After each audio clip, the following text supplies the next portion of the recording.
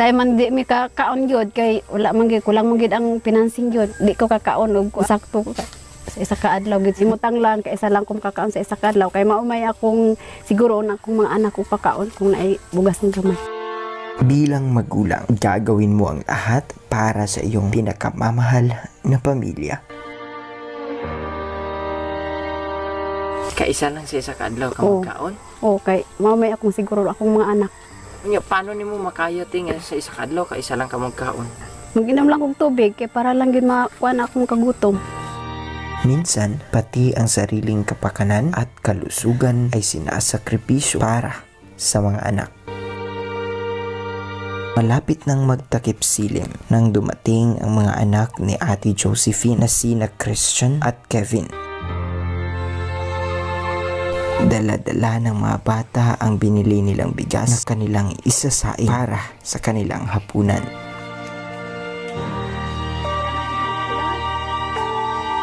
Mayo ganiti kay naamoy gipalit og bugas ninyo karon para inyo ang panihapon. Tinuod lang gid sir, ang among dining iyo to sir. Ha? Palit diri sir. Dining among ero. Sa katunayan daw mga bay, ibinili nila ng kanilang isasaing ngayong gabi ay mula sa naibenta nilang alagang aso. Wala na daw kasi silang ibang mapagpipilian mga bay dahil kung hindi nila ito ibebenta, wala naman silang maipapantapal sa kumakalam na sikmura.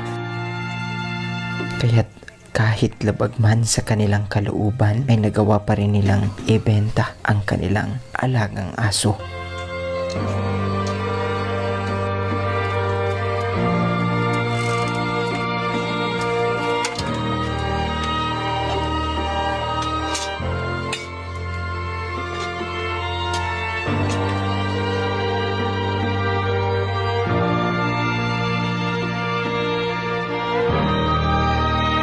Ang iro, gibaligyan ninyo? Di na may nagpalit din sir. So bali, 500 pesos ang iro. Oo sir. Alaga ninyo? Alaga din na mo to sir baka. Kung sa kawalad na po, mao nga napugos na lang po hatag sa ilagan niyo sir. Unsay mo ang feeling tingag nabaligya nimo ang iro para naa kay kaunon? Naguol ko sir, kanang nabakuan gyud ko kay ganihalang gani sa ikuan na to akong iro, ang akong binuhi. Tinglakan ako diya sa sulod. Umiyak ka? Umiyak ako kasi Bakit ka umiyak te? nakuan ko akong iro kay buutan man kayo to sir, maistoryahan man ako to sir. Kung meron ka lang choice, kung meron ka lang pagpipilian, ibebenta mo ba yung aso mo ate o hindi? Kung ikaw ang nasa sitwasyon ni Ate Josephine mga bay, ibebenta mo ba ang iyong pinakamamahal na alagang aso upang maipakain ka sa iyong mga anak o makapiling ang iyong pinakamamahal na alaga habang gutom at kumakalam ang inyong sikmura?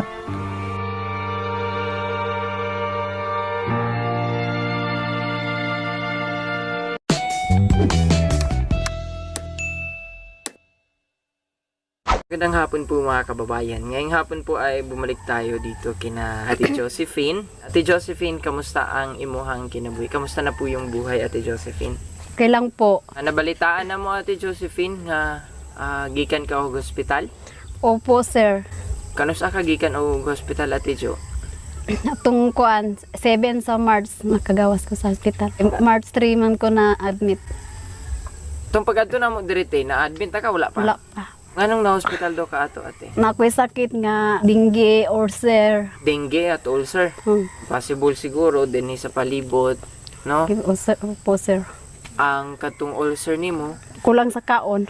tungod siguro sa kulang sa kaon. O sir kay Nganong kulang mo sa kaon kanang kuan kan say man di mi kakaon gyud kay kulang mo gyud ang financing gyud. Di ko kakaon og kuan. Sakto sa isa ka adlaw gid di ba katulong man ta kakaon sa isa ka adlaw di mahimutang lang kay isa lang kong kakaon sa isa ka adlaw kay maumay akong siguro na akong mga anak ko pakaon kung naay bugas ng gamay. Kaisa lang sa isa ka adlaw ka Oo. magkaon. O kay maumay akong siguro akong mga anak.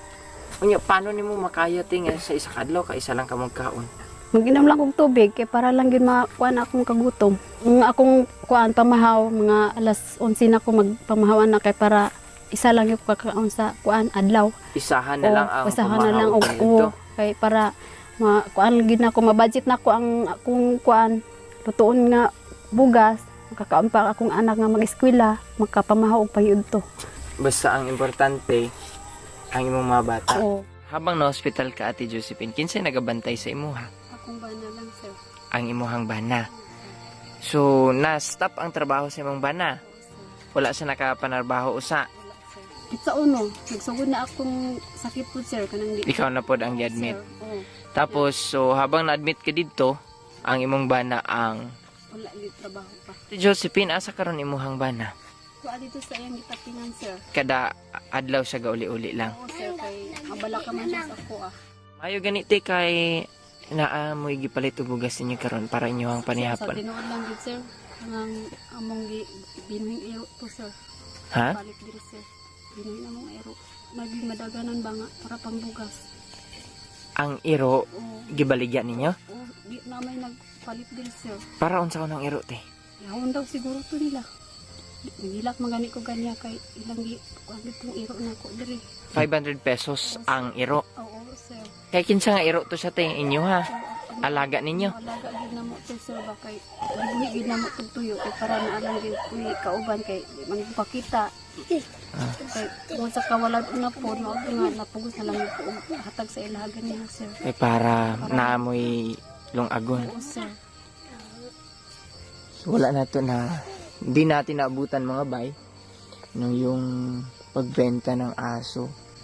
Kasi if ever na naabutan natin yun, tayo na lang sana ang bibili. Ito paano, hindi makatay yung aso ba? So medyo na late tayo. So mo da itong iro ninyo te. Oo, sir. Nakabali mong ba natin nga baligyan ni mong iro te? Oo, sir, nagkuan na ganito nga ikuan lang gid na kay para makapalit kag bugas kay narabag kay sakit di ka kakaon niya. Ganyalas buntag to. Kay ato tong mapalitay og iro. Ya kay hapon pa man daw nila kuhaon niya. Hapon pa po nila gibayaran, sir. Unsay mo ang feeling te nga nabaligya nimo ang iro para naa kay kaunon? Naguol ko, sir. Kanang kuan gid ko kay ganihalang gani sa ikuan na to akong iro. Ang akong binuhi. Tinghilakan ako diya sa sulod. Umiyak ka. Umiyak ako kasi Bakit ka umiyak te? nakuan ko ako kung iro kay buutan man kayo to, sir. Maistoryahan man ako to, sir. Kasabot man to siya. So kung may ano ka ate, kung meron ka lang choice, kung meron ka lang pagpipilian, bebenta mo ba yung aso mo ate o hindi? Dili gid, sir. Kung meron lang sana ano. O kung naalang yun ko yuban nga ginako ibaligya, sir. Kung ever gid unta na ko to nga alaga, sir. Ate Josephine, bali sa katunghalin sa ero ate, 500 pesos. Mga pila na ninyo to sa kaadlaw nga konsumo ate.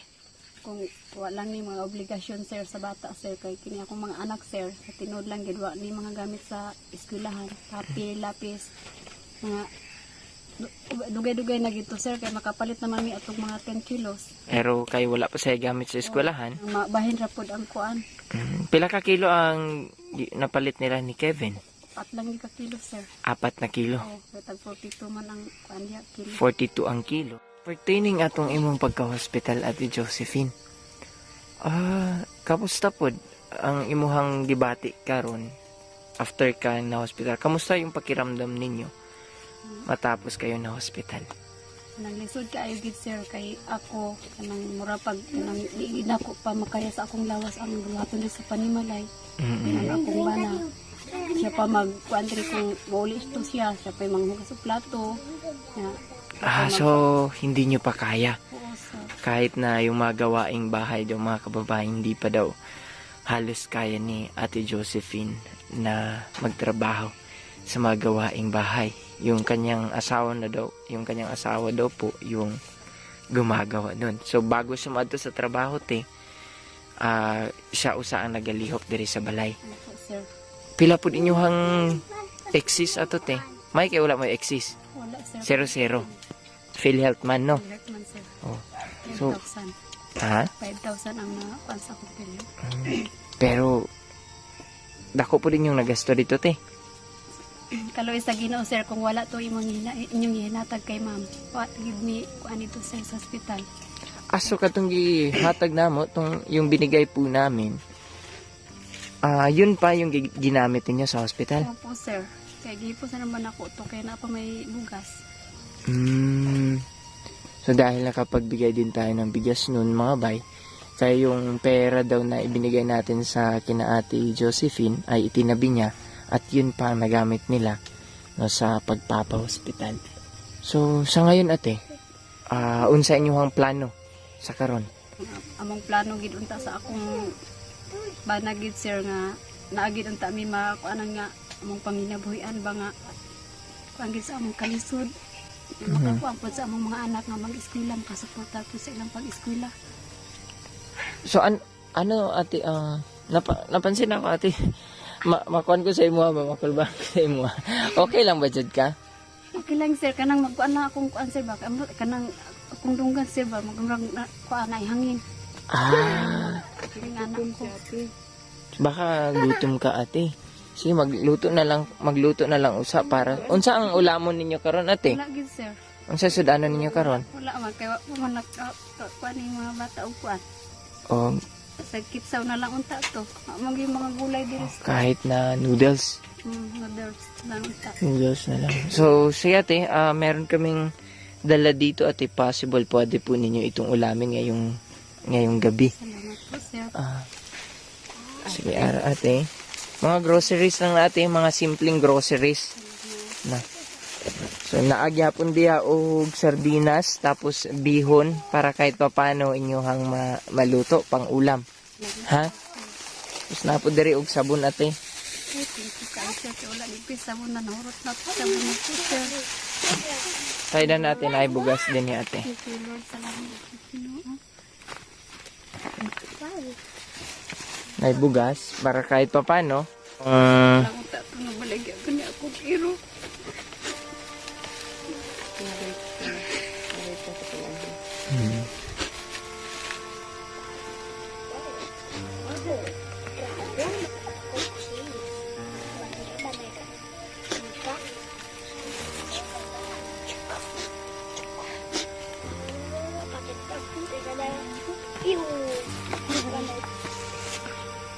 Ba't ka napaiyak ate? Kuan lang ko ako kiro sir. Nanghinayang ka. Sir. Okay lang yan ate. Bali, oo nga, mahirap din naman yun. Lisod man po to ating gibaligya ang iro. Kasi, ang iro te, kumbaga ato na siya nga a man's best friend eh. A man's best friend. Kumbaga ato adyo na siya kauban sa panimalay. O silbing nga miyembro na siya sa ato nga pamilya. No, pero tungod dahil din sa kahirapan, dahil din ate walang-wala talaga, walang magagamit, kaya ang buhay ng aso, ang kinabuhi sa iro mo ang nahimo nga sakripisyo. Napay mo mga iro nga pwede nato alagaan. Pero I hope ate nga mahimo ni siya nga lesson sa imuha, lesson sa imuha family. Nga bisan kung unsa ka lisod ang kinabuhi, dili mo namo masisi ate. Hindi namin kayo masisisi bakit 'yun ang naging desisyon ninyo. Kasi kahirapan kasi 'to eh.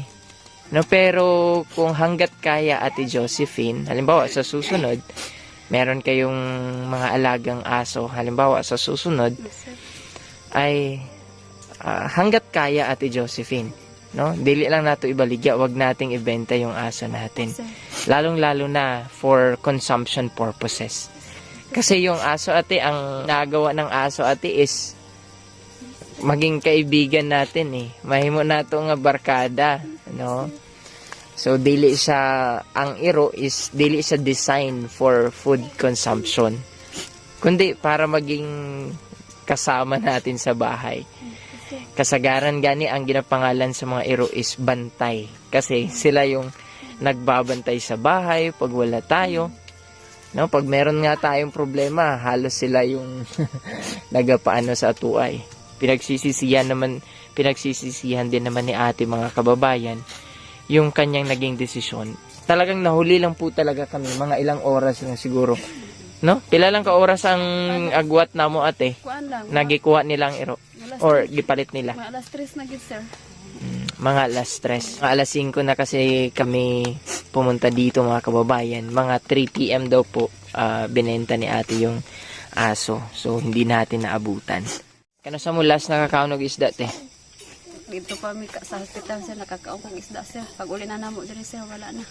So, nung ano pa, pizza 7 pa. Oo. 23 na tayo ngayon. Sige. Ate, na ako'y gamay po din na ihatag nga cash. Gamay lamang po ni sa ate, pero hopefully makatabang. And pwede ang uban ani, palit ninyo og isda para kahit pa paano mo inyo ang sudanon sa panihapon. Ikan gyapon na siya ate sa ato ang butihing sponsor from our generous sponsor ate. Gikan na siya kay Ma'am Lorna and kay Sir Rolly.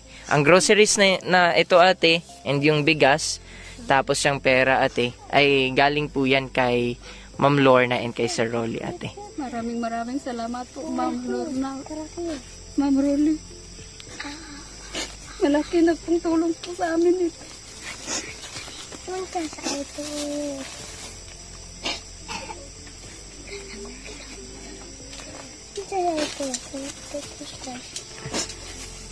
Sa inyo sa inyong iingon sa naghatag sa inyo. Salamat, Ma'am. Sir. sir. Ayan. So, gikan na siya kay Ma'am Lorna o kay Sir Rolly, ha? Sila, wala silang inaantay na kapalit. Na kumbaga, ang gusto lang dyan nila ni Ma'am Lorna o ni Sir Rolly ate is makatabang sa inyo nga family. Kay salamat. And gusto niya nga makapadayon og eskwela ang imuhang mga bata. Mao gid na akong pangambigid sir. Christian and Kevin. Nag-eskwela mo og tarong? Ha? Ikaw Kevin? Nag-eskwela ka tarong? Ikaw Christian, eskwela ka? Oh, gani na. Sige. Naka-perfect gani daw ganihan ni. Oh, naka-perfect ka? Asa mong perfect score? Eto, numbers mga kababayan. So, bali, very good. So, ang ano niya is very good. Kinsa nagsulat sa mong pangalan? Ikaw ang nagsulat. Very good.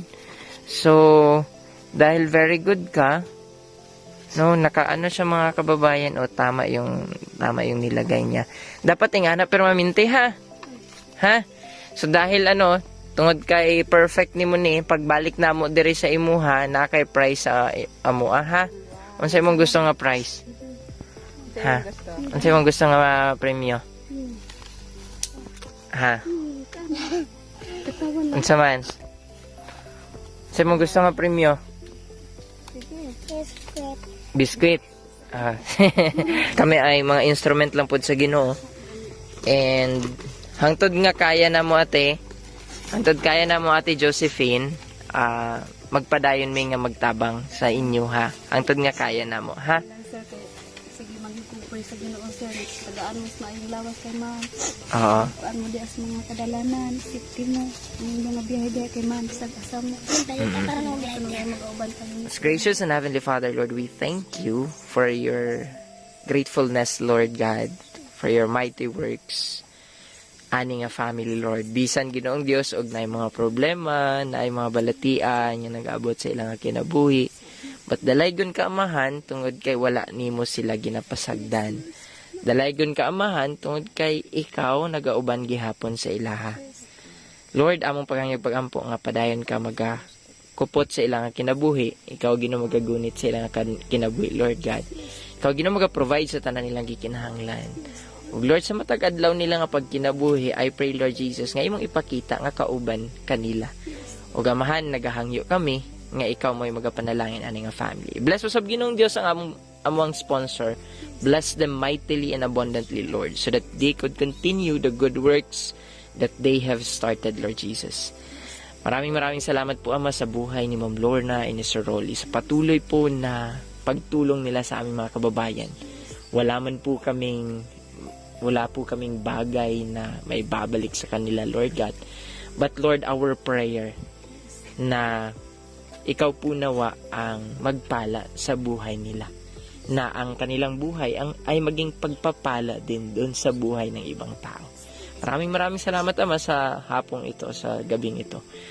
Ito ang aming pagsamot dalangin sa pangalan ni Jesus. Amen. Amen. Sige, dagan kayo nga salamat Ate Josephine. Salamat sir ma'am. Yan. Christian and Kevin. Yan. Christian and Kevin. Since nagasakit si mama ninyo, walay lain nga katabang si mama ninyo kung dili kamo. Ha? Wala say lain nga kauban diri sa balay kung dili kamo. Dapat inyong tabangan si mama diri ha. Dili mo magpabuyag kay mama. Ha? Kasi, nagasakit man si mama. So, dapat inyong tabangan, ha? Sige.